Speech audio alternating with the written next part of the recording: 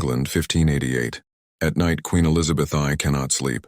Not because of war, not because of Spain, but because of one woman. A woman locked behind stone walls. A woman with no army, no crown, no kingdom, and yet the most dangerous woman in Tudor England. Her name is Mary Stuart. Elizabeth walks alone through candlelit corridors.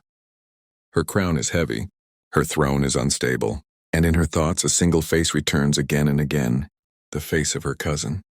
The woman she ordered executed, the queen who should never have existed, but nearly took everything. This is not the story of a failure. This is the story of why a queen had to die. Mary Stuart was dangerous from the moment she was born. In December 1542, Mary enters the world as the only legitimate child of the King of Scotland. 6 days later, her father dies. 6 days. A newborn becomes a queen, not by choice, by blood. And blood is everything in Tudor Europe. While Elizabeth Tudor grows up unwanted, declared illegitimate, surrounded by danger, Mary is crowned Queen of Scotland at 9 months old. She is Catholic, royal, and descended from Henry VII, the founder of the Tudor dynasty, which means something terrifying. To many in Europe, Mary, not Elizabeth, has the better claim to the English throne. Elizabeth knows this, and so does the world. Mary is sent to France, not for safety but for power.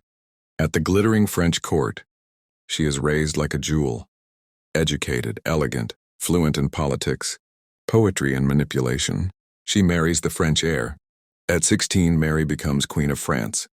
2 crowns, 2 kingdoms, and one woman standing in Elizabeth's shadow. For a moment, Mary Stuart is the most powerful queen in Europe, and then it all collapses.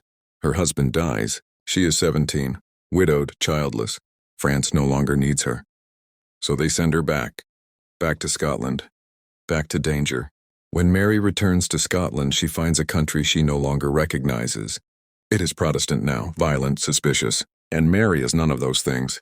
She is Catholic, French-educated, and unapologetically royal. To her nobles, she is an outsider. To England, she is a threat. To Elizabeth, she is a loaded weapon. Then comes the mistake, the marriage. Mary chooses Lord Darnley, young, handsome, Catholic, and worse, he also has a claim to the English throne. Together, they could produce a child who might unite England and Scotland, or destroy Elizabeth forever. England panics, Scotland erupts, and Darnley? He reveals his true self. Arrogant, violent, drunk on power. Soon the marriage turns poisonous, and then he is murdered.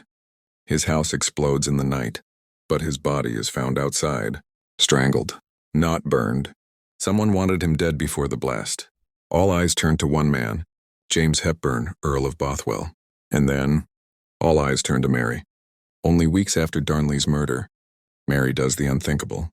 She marries Bothwell, the man everyone believes killed her husband. Europe is stunned.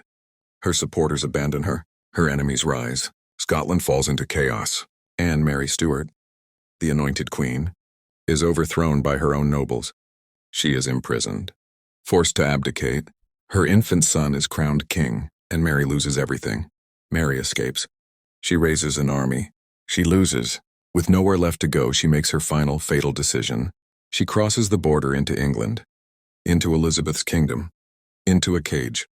Elizabeth does not kill Mary. Not yet. Instead, she locks her away. For 19 years. 19 years of plots, letters, whispers, because Mary is still dangerous. Catholics across Europe see her as the true Queen of England. Every rebellion has her name behind it. Every plot ends the same way, with Mary.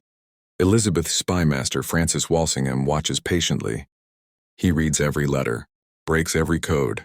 And finally, Mary makes a mistake. She approves a plot to assassinate Elizabeth. One sentence, one signature, one piece of evidence. That is all Walsingham needs. Mary is tried, convicted, condemned. She walks to the scaffold dressed in red, the color of martyrdom. She does not beg. She does not scream. She dies as she lived, a queen. Mary Stuart never ruled England. She never led an army there. She never wore its crown. And yet, she forced Elizabeth to become ruthless. She inspired conspiracies across Europe. She nearly tore England apart without ever lifting a sword. And in the end, Mary's son becomes King of England, the crown Elizabeth fought to protect. passes directly to the bloodline she tried to destroy. That is why Mary Stuart was the most dangerous woman in Tudor England. Not because of what she did, but because of who she was.